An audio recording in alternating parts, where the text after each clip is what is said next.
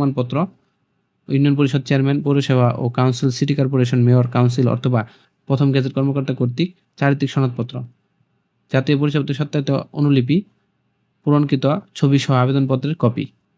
পরীক্ষা সংক্রান্ত যাবতীয় তথ্য ডিএনসিসির ওয়েবসাইটে পাওয়া যাবে। নিয়োগ পরীক্ষা সংক্রান্ত যে কোনো বিষয়ে নিয়োগকারী কর্তৃক সিদ্ধান্ত চূড়ান্ত বলে গণ্য হবে। নিয়োগ সরকারের সর্বশেষ বিধিমালা, কোঠা, নীতি অনুসরণ করা হবে এবং পরবর্তী সংশ্লিষ্ট বিধিবিধানের কোনো সংশোধন হলে তা অনুসরণ করা হবে। ঠিক আছে। কর্তৃপক্ষ পদের সংখ্যা হ্রাস বৃদ্ধি করতে পারবে চাইলে। আবেদনকারীকে আবেদন ফি বিজ্ঞপ্তি 2 নং কলামে 1 থেকে 3 পদের জন্য পরীক্ষার ফি ও সার্ভিস চার্জ সহ 112 টাকা টেলিটক প্রিপেড নাম্বার ব্যবহার করে প্রদান করতে হবে। লিখিত মৌখিক পরীক্ষা অংশগ্রহণের জন্য কোনো প্রকার টিএডিএ প্রদান করা হবে না। উপরে উল্লেখ করা হয়নি এমন কোনো জনপ্রশাসন মন্ত্রণালয় কর্তৃক জারিকৃত বিধিবিধান প্রযোজ্য হবে। এই হচ্ছে নিয়োগ বিজ্ঞপ্তির। যারা এই নিয়োগ বিজ্ঞপ্তিতে আবেদন করতে ইচ্ছুক খুব দ্রুত আবেদন করে ফেলুন, আবেদন শুরু হওয়ার সাথে সাথে। ঠিক আছে।